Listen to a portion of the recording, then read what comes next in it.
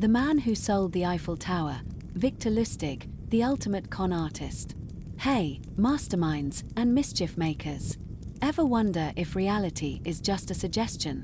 What if I told you there was a man so charming, so cunning, so utterly audacious, that he didn't just bend reality, he sold a national landmark? Not once, but twice. Today, we're diving into the legendary life of Victor Lustig, the Count who wasn't, the inventor of a money-making machine that only printed hot air, and the ultimate purveyor of illusions. This isn't just a story. It's a thrilling ride through the scandalous world of the most elegant con artist who ever lived. Get ready, because by the end of this, you'll question everything you thought you knew about trust, trickery, and the sheer audacity of one man's criminal genius. This is the tale of the man who sold the Eiffel Tower. Born in Bohemia in 1890, possibly to a mayor and his wife, Victor Lustig arrived in the world with a silver tongue and an insatiable appetite for the finer things. He was a polyglot, fluent in at least 5 languages, possessing impeccable manners, and an air of aristocratic charm that fooled everyone. He wasn't just a con artist. He was an actor, a psychologist, a master of human nature. His early career was spent scamming passengers on transatlantic ocean liners. He specialized in the Romanian box con. He'd convince wealthy marks that he had a revolutionary device capable of duplicating money. For a hefty sum, he'd demonstrate the box, which would indeed spit out a genuine $100 bill. The catch: the box took 6 hours to print each bill, and once Lustig was gone, the eager buyer would discover their expensive new machine only produced blank paper, or nothing at all. He played on greed, patience, and the fundamental human desire for a quick buck, setting the stage for his grander, more audacious deceptions. Now, for the main event, the scam that etched Victor Lustig's name into the annals of criminal legend: the selling of the Eiffel Tower. In 1925, Lustig found himself in Paris. He read a newspaper article about the Eiffel Tower's costly maintenance and the public debate about its future. A spark ignited. He drafted official-looking letters, identifying himself as a Deputy Director General of the Ministry of Posts and Telegraphs. He invited 6 top scrap metal dealers to a secret meeting at a luxurious Parisian hotel, emphasizing the need for absolute discretion due to the controversial nature of the proposal. At the meeting, Lustig presented his plan. The Eiffel Tower was, lamentably, structurally unsound and too expensive to maintain. The government had decided to dismantle it for scrap. Because of public outcry, this had to be done in complete secrecy. The dealers, flattered to be chosen for such a lucrative, discreet deal, were eager. Lustig showed them forged documents and even took them on a secret inspection of the tower, using the opportunity to gauge their personalities and identify the most eager and least suspicious one, André Poisson. Poisson, a provincial businessman desperate to break into Parisian high society, fell hook, line, and sinker. Lustig exploited Poisson's ambition and insecurity, implying that as a government official, he needed a private arrangement to secure the deal. This, of course, was a bribe. Poisson paid Lustig a massive sum for the scrap metal contract, plus an additional hefty bribe. Lustig took the money and, with his secretary, flew to Vienna, expecting the scam to unravel immediately. But days turned into weeks, then months, and nothing happened. Poisson, utterly humiliated and fearing public ridicule, never reported the crime. This silence was all the invitation Lustig needed. Just a month later, he returned to Paris and attempted the exact same scam on a different group of scrap metal dealers.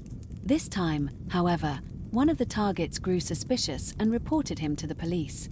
Lustig, always one step ahead, managed to escape before he could be apprehended, solidifying his legend as the man who sold the Eiffel Tower not once, but twice, and got away with it the second time by the skin of his teeth. Lustig's cons weren't limited to landmarks. His money box trick, first perfected on ocean liners, evolved into a high-stakes, land-based scam. He'd demonstrate his money-multiplying machine, a small, beautifully crafted wooden box with intricate mechanisms. It would supposedly duplicate real currency, but with a crucial time delay. He'd put a genuine bill in, wait hours, and magically, another real bill would emerge. Convinced, the victim would buy the machine for tens of thousands of dollars. Lustig would then vanish, leaving them with a box that only produced blank paper or no money at all.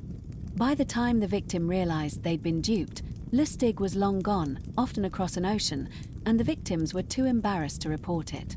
But perhaps his most audacious move involved Al Capone. In 1926, Lustig, needing a quick score, traveled to Chicago and arranged a meeting with a notoriously violent gangster. Lustig, always bold, told Capone he could double his money in 60 days. Capone, intrigued, handed over $50,000. Lustig took the money and, true to his word, did nothing with it. He simply kept it in a safety deposit box for the full 60 days.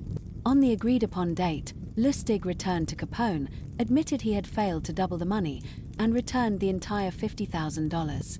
Capone, dumbfounded by this act of seemingly honest failure, was impressed. In his world, no one returned money. Convinced that Lustig was a genuinely honest man who simply had bad luck, Capone rewarded him with $5,000 for his honesty and a further $1,000 for his trouble. Lustig had successfully conned the most dangerous man in America, not by taking his money outright, but by giving it back, playing on Capone's expectations and surprising him with an act of calculated integrity. This wasn't just a con. It was a psychological masterpiece that cemented Lustig's reputation as the con artist of cons. Lustig's luck, however, couldn't last forever. His flamboyant lifestyle and penchant for high-stakes scams eventually drew the unwanted attention of federal agents. His undoing began when he started circulating a massive amount of counterfeit money, collaborating with a chemist to produce high-quality fake bills. This was a deviation from his usual scams, which relied on psychological manipulation rather than outright forgery, and it attracted the kind of law enforcement attention he usually avoided. He was eventually arrested in 1935, but even then, his cunning didn't abandon him. He briefly escaped from his holding cell by faking appendicitis and climbing out a window using makeshift ropes made from bedsheets. However, he was quickly recaptured. At his trial, Lustig pleaded guilty. He was sentenced to 20 years in Alcatraz, the infamous island prison, for his counterfeiting and escape charges. Victor Lustig, the man who sold the Eiffel Tower and conned Al Capone, died in Alcatraz in 1947 from pneumonia. On his death certificate, under occupation, it read, "Salesman Apprentice." A final, ironic wink from the ultimate con artist. So, what do we learn from Victor Lustig, the man who bent reality to his will? His story is a captivating, unsettling reminder of how easily perception can become reality. He didn't just sell objects, he sold dreams, exploiting greed, ambition, and the simple human tendency to believe what we want to believe. His legacy as the Count, the master of the money box, and the audacious vendor of the Eiffel Tower reveals a chilling truth. The line between confidence and con is razor-thin, and a charismatic liar can often walk right over it. He challenged the very notion of trust, showing us that sometimes the most elaborate deceptions are built on the simplest of human flaws. Lustig's life was a testament to his audacity, his brilliance, and ultimately, the seductive power of a well-told lie. It forces us to ask, how well do we truly see the world around us?